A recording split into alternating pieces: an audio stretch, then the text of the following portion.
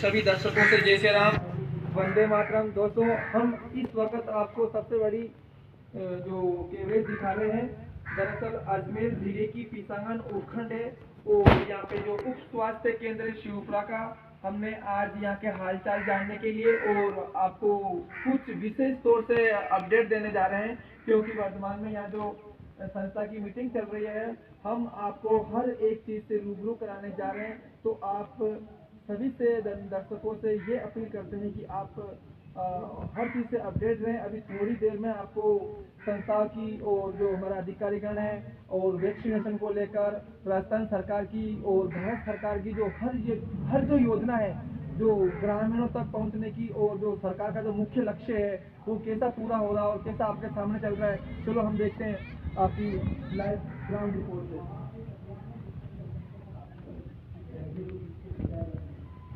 नमस्कार सभी दर्शकों से। हम ये आज एक जो हमारा उप स्वास्थ्य केंद्र है शिवपुरा, हम आज यहाँ पे सबसे बड़ी संस्था जो काम कर रही है दूसरा दशक परियोजना। ये दूसरा दशक परियोजना पीसांगन उपखंड क्षेत्र के अंदर अपनी अलग अलग जो इनकी जो योजना है और जो इनका जो काम है वो गरीबों तक पहुंच रहा है। जैसे हमने लॉकडाउन में 2020-21 में हमने देखा, लॉकडाउन में इस दूसरा दशक परियोजना संस्था ने कितनी मेहनत की है, इनके अधिकारियों ने और इनके जितने भी कोऑपरेट करने वाले हैं अधिकारीगण हैं या कोई सदस्य जो है, ये सारे बच्चे आपके सामने दिख रहे हैं। और इनकी हर एक जो गांव के अंदर मान लीजिए, ढाणी के अंदर मान लीजिए, हर जगह से बच्चे आज इस संस्था से जुड़ चुके हैं और हर आपको एक इस युवा मंच ग्राम स्तरीय सामुदायिक बैठक एक प्रस्तुतिकरण हो रहा है और ये दूसरा दशक परियोजना का पीसांगन उपखंड शिवपुरा के अंदर हो रहा है। तो हम सभी दर्शकों से एक एक चीज से रूबरू कराएंगे। सर जी नमस्कार। नमस्कार सर जी। मैं जो अपने जितने हम 25 गांव है हमारे SR में दूसरे दशक से लेकर उन 25 गांवों में से एक शिवपुरा भी गांव है जो आ रहा है। उस गांव में हम पूरे 25 गांव में ये काम करें कि जो युवा है अपने कैसे अपने कर्तव्य को समझे, कैसे अपने किसी को समानता दे कर्तव्य को, इन सबको समझ के और लोगों की मदद कैसे करें और लोगों को कैसे कैसे ज्यादा फायदा पहुंचाए। जैसे हम ये सोच रहे हैं कि इनको डिजिटल से कैसे सीखे। फिर हमारा एक जो प्रोग्राम चल रहा है अभी पुलिस विभाग से कि आवाज दो अभियान, स्पीक अप, जो मोबाइल से कैसे डाउनलोड करना है इन बच्चों को सिखा रहे हैं और कैसे उस अभियान में हम कैसे जुड़ सकते हैं, कैसे शिकायत कर सकते हैं। सीधा अजमेर कमिश्नर के पास भी जाएगा और आपको तुरंत सुविधाएं मिलेगी या तुरंत आपकी शिकायत मिलेगी। ये हम सबको बता रहे हैं और इनके अलावा हम वैक्सीनेशन में भी सपोर्ट कर रहे हैं। बच्चों को ये जागरूक करें कि आप अपने माता पिता को वैक्सीनेशन के बारे में बताएं, डरे नहीं और झिझक नहीं करें और वैक्सीनेशन लगवाएं। इसके लिए गाँवों में हमने पूरे नरेगा के तहत नरेगा में बता रहे हैं, नरेगा में जा रहे हैं, बच्चों को स्कूल से ग्राम समुदाय बैठक सबसे वैक्सीनेशन के बारे में बता रहे हैं। इसके साथ साथ हम ये चाह रहे हैं कि बच्चे अपने शरीर की सुरक्षा कैसे करें। बच्चे अपने शरीर की जो सुरक्षा नहीं कर पाएंगे तो आने वाले जीवन में कई सारी बीमारियां होती है। जैसे हम बात करें कि माहवारी के समय उनको सैनिटरी पैड यूज करना जरूरी है, क्योंकि अगर वो गंदे कपड़े यूज करेंगे तो उनको खूब सारी बीमारियों का सामना करना पड़ेगा। तो इसलिए सैनिटरी पैड कहाँ मिल रहे हैं, बच्चों को जानकारी होनी चाहिए कि कहाँ से मिल सकता है, कैसे मिलेगा, कितने रुपए में मिलेगा, फ्री में मिलेगा या नहीं। तो हम ये चीजें सबको बता रहे हैं। लॉकडाउन में भी हमने स्प्रे करवाया। सर जी सबसे पहले तो हम सभी दर्शकों से आपका परिचय करवाना चाहते हैं। जी मेरा नाम है अरविंद कुमार और मैं पिछले 3 सालों से दूसरा दशक में फील्ड में काम कर रहा हूँ लोगों के लिए और लोगों से सीखता हूँ, लोगों को ही जानकारी दे रहा हूँ, उनसे सीख के अगले गाँव में इसी गाँव से। और मैं लगातार अपने 3 सालों से काम कर रहा हूँ दूसरा दशक में प्रिंस साहब के नेतृत्व में। सर जी दूसरा दशक परियोजना में आप लंबे समय से जुड़े, जैसे कोविड जो 9 है महामारी में, तो 2021 में आपने किसी कठिन परिस्थिति में या इस सिचुएशन से सर आपने कैसे मुकाबला किया? जी ये मुकाबला जो था, हमारे जो गाँव में युवा मंच है उन युवा मंच ने हमको काम जो करते थे, हम जैसे उनको कहते थे कि हमको ये 4 चीजें, तो वो उनका उत्साह देखकर हम काम कर रहे थे कि जब गांव के जो युवा है अपने गांव के लिए कुछ करना चाह रहे हैं, उनसे जैसे गरीबों की लिस्ट मांग लेते हैं, वंचित वर्ग जो एक सरकार से सुविधा मिलनी चाहिए कि हम भी उनको दे रहे, वो सरकार की सुविधा तक कैसे पहुंचे, तो वो लोग हमारे लिए काम करे, तो हमको अच्छा लग रहा था, तो हम उन लोगों तक पहुंच पाए। सर जी, जैसे कोविड महामारी थी, इसमें हर कोई अधिकारीगण सभी परेशान थे, सब कुछ चुनौती से निपटना पड़ता था, तो आपको भी काफी परेशानी हुई होगी। जी, परेशानियां तो देखो सब चीज से होती है। जैसे हम ये चाहते थे कि इस बीमारी से कैसे निपटे, कहीं हमें नहीं हो जाए, कभी अब हमारे से हमारे परिवार को नहीं हो जाए, लेकिन एक हमने पूरी सुविधाओं का सरकार के जो नियम थे कोरोना कालीन के, उनके हमने पालना की, और पालना करते हुए अपने जो जो चुनौती आ रही थी उनसे लड़ते गए। सर जी, जैसे हम ये जानना चाहते हैं, जैसे शिवपुरा है, दुमाड़िया है, आसपास के जो गांव है, जहाँ से हमने आपकी जो समाचार प्रकाशित कर रहे हैं टीवी में या अखबारों में, तो जी आपको बहुत ही सराहनीय कदम मिल रहा है। क्या सर जो गांव वाले हैं उनका सपोर्ट मिलता है सर? जी बिल्कुल सपोर्ट मिलता है, गांव वालों का भी पूरा सपोर्ट मिलता है, क्योंकि अगर हम आ रहे हैं तो गांव का सपोर्ट नहीं मिलेगा तो हम काम कैसे करेंगे। और हमारे जो युवा मंच उन सबको जानते हैं लोग, और अच्छी तरीके से जब कोविड की जो महामारी आई थी, जब वो जैसे लिस्टें बना रहे थे, तो खूब सारे लोग उनसे जाके बात कर रहे थे, और उनकी भी पहचान बन रही थी, तो वो एक सपोर्ट में। सर जी, आपके सामने खूब सारे युवा काम कर रहे हैं, और सर जी हमने देखा है कि वो जो गर्भवती महिला उनको पोषण दिया जा रहा है, या गरीब परिवार को राशन कार्ड दिया जा रहा था, तो उस सर जो 2019-20 में उस महामारी में, तो सर जी आपको कुछ उसका आशीर्वाद मिला अधिकारी लोग? जी, आशीर्वाद तो देखिए कि हमारे जो युवा मंच है, आशीर्वाद की तो देखो जो काम करता है उनको वैसे भी सभी प्रकार से आशीर्वाद मिलता रहता है। अधिकारियों का भी सपोर्ट रहा, पुलिस विभाग का सपोर्ट रहा, स्कूल का रहा, हमारे जो स्वास्थ्य कर्मी है उनका सपोर्ट रहा। सपोर्ट के बिना हम कुछ कार्य कर नहीं सकते। थोड़ा हमारा सपोर्ट था, थोड़ा उनका था, हमने मुट्ठी बांध के काम करने का और लोगों को। अब सर आगे क्या लक्ष्य है? जी, हमारा जो लक्ष्य है कि हम ये चाह रहे हैं कि जो गांव में एक अभी राज्य सरकार ने उड़ान योजना के तहत सैनिटरी पैड जो निःशुल्क वितरण करवाने हैं, वो कहाँ मिलते हैं, कैसे मिलते हैं, सबसे ज्यादा हमारा बेनिफिट ये रहेगा। और इन बच्चों को स्वास्थ्य के बारे में जानकारी हो, पूरी शरीर के बारे में, एक प्रजनन अंग के बारे में और स्वास्थ्य के बारे में। जैसे इनके को जैसे अपन बात करते हैं, कहीं कहीं शर्म आ जाती है हमको ऐसे बात करते हैं, तो हम ये चाह रहे हैं कि इनमें झिझक खुले, अपने परिवार के साथ बैठे, परिवार से खुले, और उसके बाद ये अपना आगे जो शरीर के जितने भी तंत्र हैं उनमें सब में एक जैसे बच्चे का कैसा विकास होता है, आंगनवाड़ी के बारे में जाने, स्वास्थ्य केंद्र के बारे में जाने, सरपंच के कार्य क्या है, सरपंच से कैसे सवाल करे, वार्ड पंच से कैसे सवाल करे, इन बच्चों को ये गुण सिखाने का कार्य चल रहा है। सर जी नमस्कार, मेरा नाम शिवजी है और मैं दूसरा दशक परियोजना के अंदर 10 साल से काम कर रहा हूँ। दूसरा दशक में काम करते करते ये सीखा, ये सीखने और सिखाने का एक ऐसा प्रोग्राम है जो गांव में शिक्षा, स्वास्थ्य और विकास को लेकर काम कर रहा है। हमारा एक मेन मकसद है अधिकारों की पहुंच हर एक गांव के बच्चे के पास हो, ताकि वो अपने हक के लिए लड़ सके और एक बेहतर जीवन जी सके। दूसरा दशक एक ऐसी परियोजना जो बेसिकली जो युवाओं के माध्यम से, वो गांव में महिला समूह के माध्यम से उन सरकार की सभी योजनाओं को साकार करने का एक ऐसा प्रोग्राम है। और हमारा जो लोगों के साथ जो मित्रतापूर्ण व्यवहार है वो लाइजनिंग है, और उसी लाइजनिंग के वजह से हम गाँव के साथ हमारा अच्छा रिश्ता है, और हम वंचित जो लड़कियां हैं उनका शिविर लगाकर पढ़ाने का काम कर रहे हैं। युवा मंच के माध्यम से लोग जो वंचित रह गए कि किसी कारणवश पढ़ नहीं पाए, उनको स्कूल से जोड़ रहे हैं, जिसको सरकार की सुविधा वंचित जो सरकार योजना पहुंच पा रही थी, लेकिन फिर भी जो लोग नहीं पहुंच पाए, आधार कार्ड में गलती हो, चाहे खाद्य सुरक्षा संबंधी हो, चाहे उसकी पेंशन संबंधी हो, चाहे पालनहार हो, चाहे कोई भी सरकारी समस्या हो, उसका तुरंत युवा मंच के माध्यम से वो अपनी बात उसको आगे तक ले जाकर उसका समाधान करवाना, ताकि हर एक व्यक्ति इस विकास की धारा में जुड़ सके और काम कर सके। सर जी, हम ये बात जानना चाहते हैं, जैसे सभी बच्चे अभी आपके साथ में बैठे हैं, और शिवपुरा ही आस पास की ढाणियों में कई सारे हमारी संस्था जो मीटिंग होती है या इनका प्रस्तुतिकरण होता है, वहाँ पे सर सब जगह ऐसा सपोर्ट मिलता है? सर जी आपको? जी सर, कोई भी प्रोग्राम गांव का सपोर्ट नहीं मिलता तब तो कोई भी प्रोग्राम सफल। अधिकारों पर लोगों की समझ बने, खास तौर से पॉक्सो है जो सरकार का बहुत चर्चित एक तो कानून है, जिसपे अभी भी अभिभावकों को संकोच होता है हमारी बेटियां आदि सुरक्षित है कि नहीं है। तो गांव के अंदर पॉक्सो एक्ट और SR को लेकर हर एक लड़की इसके प्रति जागरूक हो, ताकि वो अपनी सेहत महसूस कर सके और पढ़ने जाने में उसको कोई दिक्कत ना हो, ताकि लोग। और ऐसा अगर गांव का सपोर्ट नहीं मिलता तो शायद हम लड़कियों के साथ SR संबंधी, माहवारी संबंधी बातचीत नहीं कर पाते।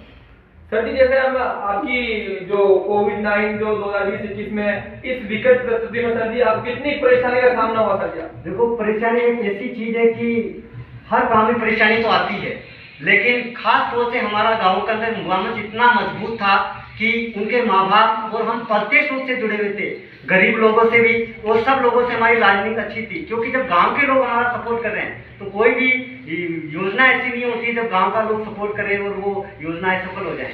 तो ये प्रोग्राम गांव के लिए है, गांव के बच्चों के लिए, हर एक व्यक्ति से इससे सीधा जुड़ा हुआ और उसको किसी न किसी रूप से अपने स्वास्थ्य संबंधी, शिक्षा संबंधी फायदा मिलता ही है। इसलिए सर जी, जैसे इस महामारी के दौर के अंदर कठिन परिस्थिति में आप लोग अपनी जिंदगी को दांव पर लगा जनता की या ग्रामीणों की सेवा कर रहे हैं, हर एक बच्चे से आप रूबरू हो रहे हैं, जिसके राशन नहीं राशन पहुंचा रहे हैं, गर्भवती महिलाओं को पोशाक पहुंचा रहे हैं और आपकी हर एक जिम्मेदारी आप निभा रहे हैं सर जी। तो आपने उस समय सर डर नहीं लगा आपको?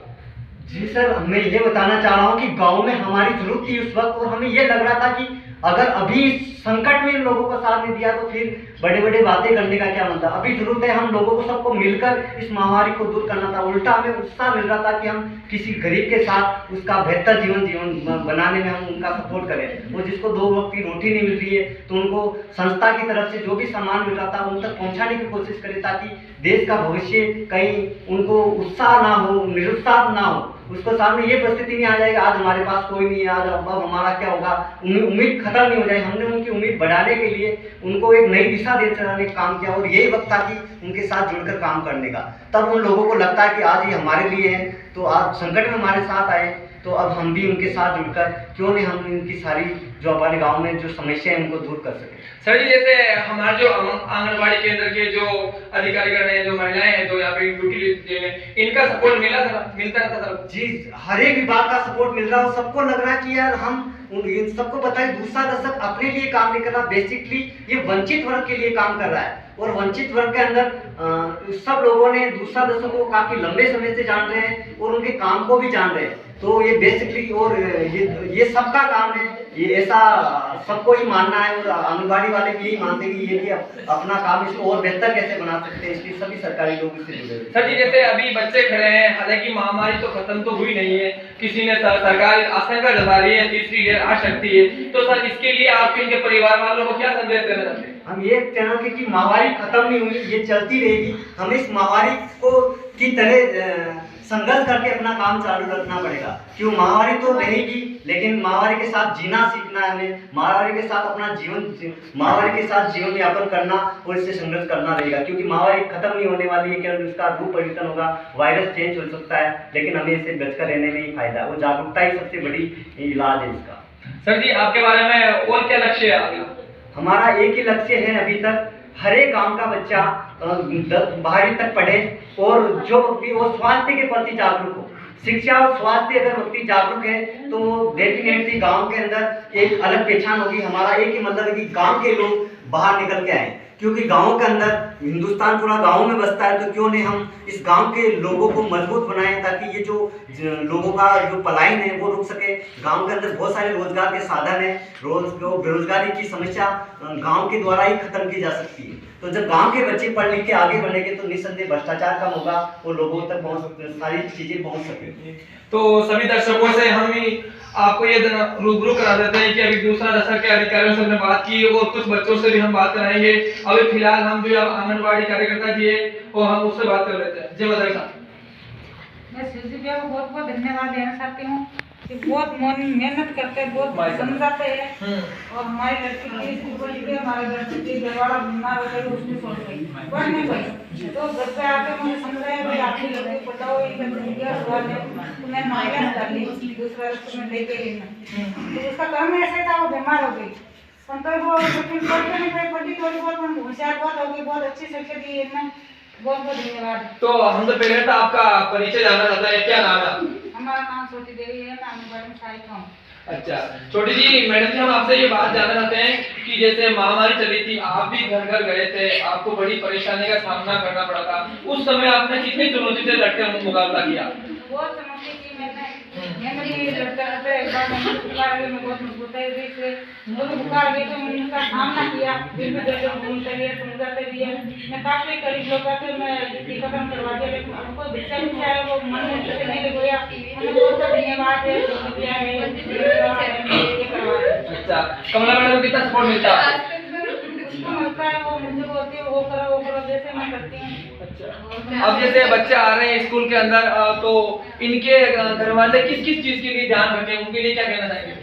उसके लिए समझाते हैं बच्चे को भी ऐसे रहना ऐसे ढंग से खान पीन करना ये दाल देते गेहूं देते चावल देते उनको ऐसे वो करना ऐसे करना। अच्छा, जैसे यहाँ आते हैं बच्चे साहब उनको भी बोलते हैं मास्क लगा आया करो। मास्क लगा के आना हाथ धो के आना क्योंकि ये छोटे छोटे बच्चे समझते नहीं, आप कैसे समझाते हैं? अभी तो हमारे वो मामा लगने बात जब आते आने का होया नहीं आते बच्चे को साथ बिल्कुल। अभी होगा तो कैसे समझा के तो बहुत बहुत बधाई हो तो मैडम जी, आपने अभी सभी बच्चों से हम आपको रूबरू करा लेते हैं। मेरे क्या नाम है आपका? खड़ा हो जाइए। अच्छा, कौन से क्लास पढ़ते हो? 8। अच्छा, अभी ये क्या चल रही है, क्या शिक्षा दी आपको? अच्छा, तो जैसे कितने भाई हो आप? 3। अच्छा, पहली बार आए हैं आप हर दिन आते रहते हो? पहली बार। अच्छा, बैठ जाइए नीचे, खड़ा हो। क्या नाम है आपका? गोविंद। कितने पढ़ते हो? 8। अच्छा, गोविंद जी, शिवराज जी आपको कुछ शिक्षा देते हैं, उसके बारे में कुछ आपको समझ में आता है? अच्छा, क्या क्या बोलते हैं ये लोग?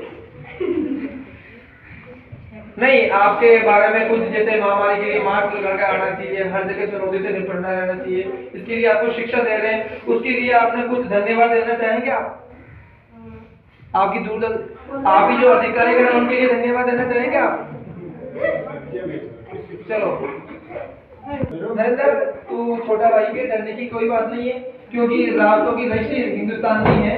हम ये जानना चाहते हैं कि शिवराज जी हैं और भी सारे नाम भूल गया अभी, आपके लिए जो मॉनिटरिंग कर रहे हैं हर ग्रुप जो आपका ये परेशान हो रहे हैं, इनके लिए आप धन्यवाद करना चाहेंगे?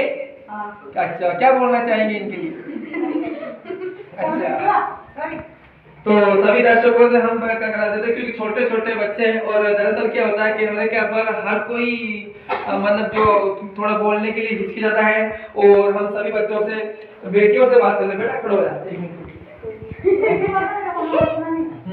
क्या नाम है बेटा का? कोमल राव। कितने पढ़ते हो आप? अच्छा बेटा, आप पढ़कर क्या बनना चाहते हो?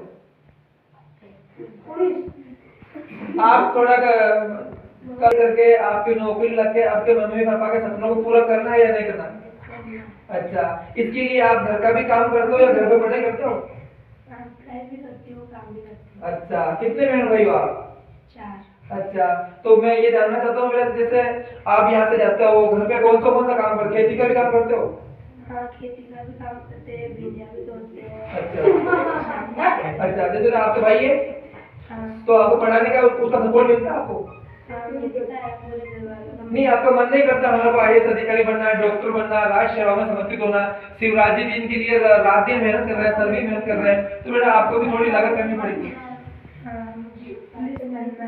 अच्छा, ये तो बहुत बढ़िया बात है। बेटा खड़ा हो, आपको क्या बनना है? खड़ा हो, आप खड़ा हो। क्या नाम है आपका? अच्छा कोमल, मैं ये जानना चाहता हूँ जब पढ़ाई कर रहे हो आप, इस परेशानी के अंदर आप सिचुएशन निभट रहे हो, आपके मम्मी पापा का सपना साकार करने के डॉक्टर या अधिकारी बनना चाहोगे? अच्छा, उसके बाद में पैसे हैं जो आपके मम्मी पापा को दोगे या ससुराल भेज दोगे सारे? बहुत बहुत बधाई हो आपने। जय माता की। सभी दर्शकों से हम कहें क्योंकि बेटी का वो चीज होती है क्योंकि सबसे पहले मम्मी पापा का ही सपना देखती है, तो हम तमाम बेटियों से यही आग्रह करते हैं और मैं बहनों से यही आग्रह करते हैं कि बेटी पढ़ लिखकर राष्ट्र सेवा समर्पित हो, अधिकारी बने, एडीएम बने, उपखंड अधिकारी बने, जिला मजिस्ट्रेट बने, यहाँ तक कि हमारी जो मुख्यमंत्री महोदय जी है वो भी एक महिला है, हमारी जो पुष्कर की बेटी है नसीम अख्तर मैडम, उन्होंने शिक्षा मंत्री बनी है। तो ऐसे राजनीतिक उठापटक के अंदर कई बेटियों ने हमारी धाक जमाई है। इंदिरा गांधी को मान लीजिए, सभी अधिकारी को मान लीजिए, जैसे बेटियों की सबसे बड़ी जिम्मेदारी है जो हम सभी से राम कर लेते हैं। जय माता की साहब। अब बोलो।